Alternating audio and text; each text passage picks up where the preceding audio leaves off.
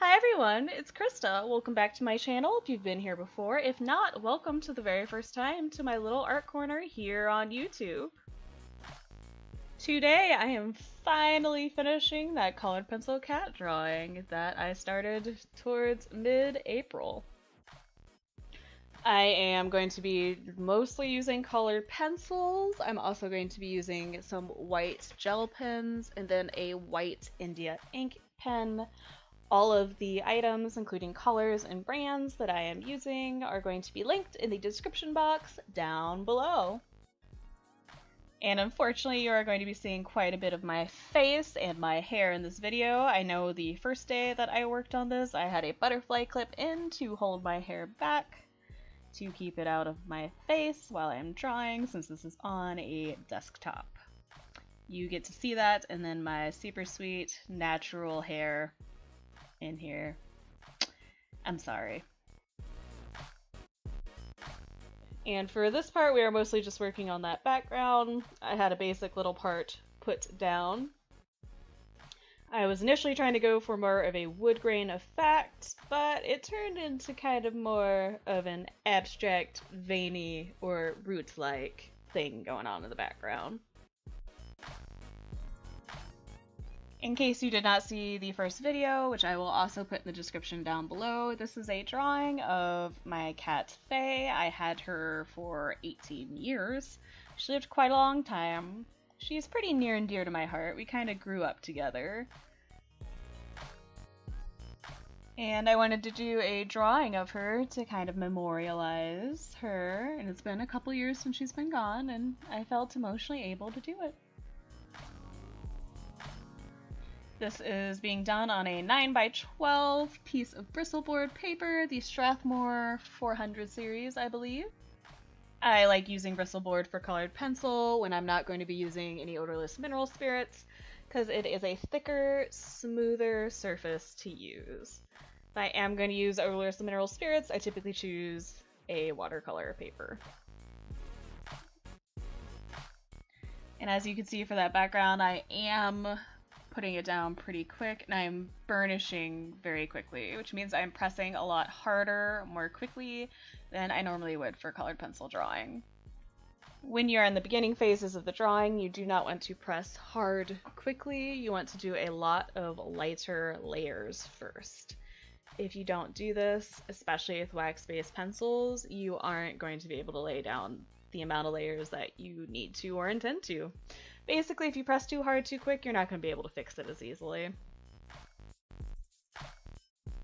You want to be careful if you have any issues with hand swelling or wrist swelling. If you're going to be using colored pencil and pressing this hard, you might want to take an anti-inflammatory beforehand, or get one of those sweet little gloves, compression gloves, to help with any swelling you might get. I forgot to use my compression glove, so I ended up taking an Aleve to preemptively help with any swelling or pain that I might be experiencing from doing this.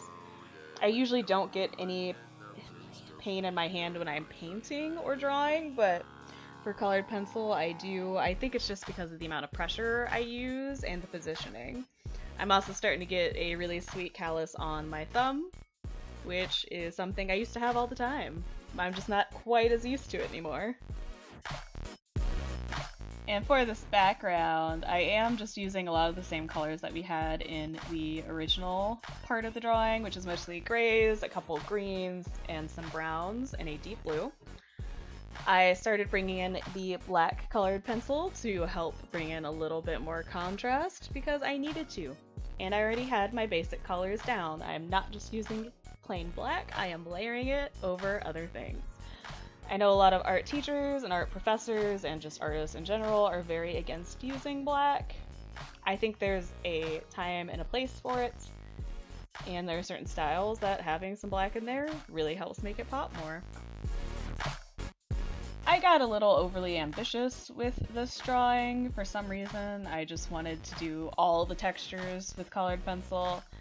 So it took me a while. That's also partially why there was such a long section in between the first part of this drawing and the second part. I wanted to let my hand heal up and rest a little bit, not do too much trauma over and over again. Then I got really distracted by my art snacks and sketch boxes, so oops.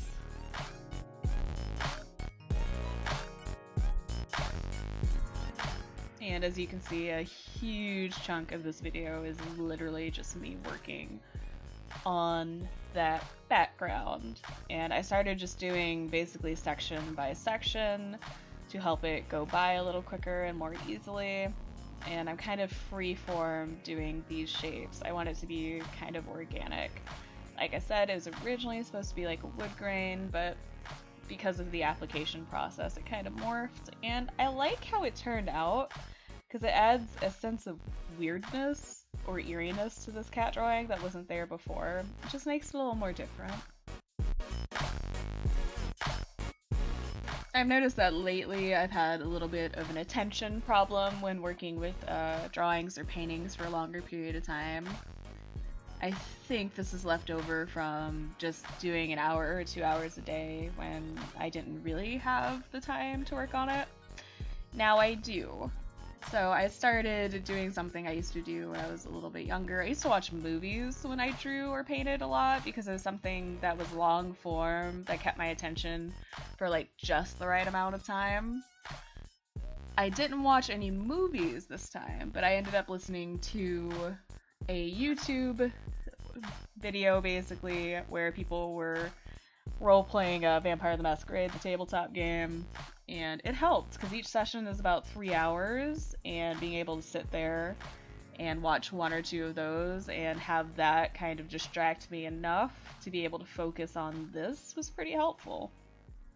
I imagine listening to audiobooks would do the same thing, so I might try doing some audiobooks in the future. And that's always something that's weirdly been part of my creative process. It's like I have to be able to distract myself enough with something going on in the background to be able to fully focus on what I'm doing. And I do not understand it. It's just how it's always been. It was like that when I did homework to an extent too when I was younger. I don't know. Is anyone else like this? Do you have to have something going on in the background to be able to fully focus on what you're doing? If so, let me know in that comment section down below. I'm pretty curious if this is just an anomaly.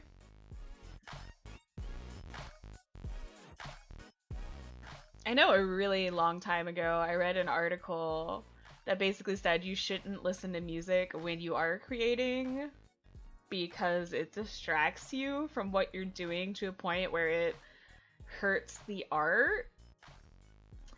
I don't understand that line of thought, but I think it's just because of how my brain works. I don't know. I think we all have different ways that we learn and that our brains comprehend things, and everyone's creative process is going to be different and reflect that to an extent. I like how that devolved into something about the creative process, and specifically something I found that worked for me to be able to work on this drawing longer.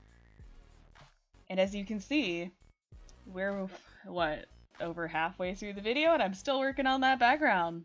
So it worked. Also for that background, I was using browns, kind of a pale yellow, deep blue, and black. I also threw in that salmon pink over top because I think it adds a lovely warmth to the background. I used to do this with skin tones all the time, especially deeper skin tones. I would toss in just like a baby touch of pink over to give that more kind of reddish, warm skin tone. It's a good trick. I also use neon pink on occasion to do it. Yes, you heard that right. Neon pink in a skin tone. Colored pencil for me is one of those mediums that you have to have a certain amount of patience for it to be able to get certain effects and certain amounts of layering, because honestly I could have called this drawing done probably after the first video. It just didn't feel finished to me. So I just have to keep going and layering and going. It's one of those mediums that takes a while, but the results you can get make it worthwhile. And now I'm finally reworking certain other areas of the drawing besides that background. What? I'm basically just darkening up the blanket a little bit more, throwing in some extra layers. I'm going to be doing the same thing with the actual cat. Because the background is so strong, I had to strengthen up the saturation of the colors in both the cats and the blankets to help them not be swallowed up by that background. I also wanted to burnish parts of the blankets and the cat so that the idea of the drawing is a little bit more uniform and it feels just that little bit more finished. And for a lot of the video, you aren't going to see major changes. You're just going to see some minor tweaks.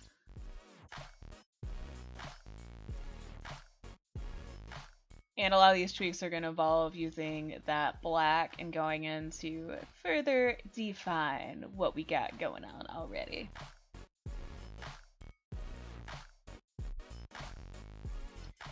I've said it before and I'll say it again, layering is key.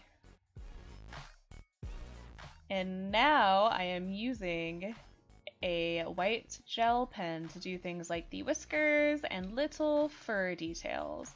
I also use a white Faber-Castell Pitt marker to try to do some of the whiskers and stuff. It got too thick, but I was able to go over it with the white gel pen to give that nice little effect. I do have to keep cleaning it off in between because there are so many waxy layers.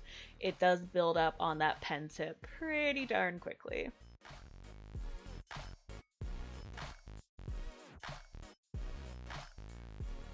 Another method you can use if you have a steady hand and maybe thicker paper would be to use an X-Acto knife to peel back the layers of colored pencil you already have laid down. I have not used it for colored pencil, but I have used that method for watercolor before, and it works pretty well. And you can see how using that white gel pen, specifically around the perimeter of the cat, helps make it look furry and fluffy, but it also helps bring it forward from that background. It makes it stand out just a tiny bit. I am overall happy with how this project turned out. Of course, there are always little things I see that could be better, and that's just how it is as an artist. I'm happy because to me it actually looks like Fei-Fei.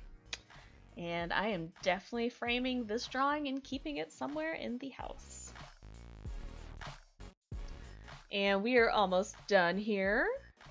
If you liked this video, please hit that like button. If you have any comments, questions, feelings, or concerns, please leave them down in that comment section below.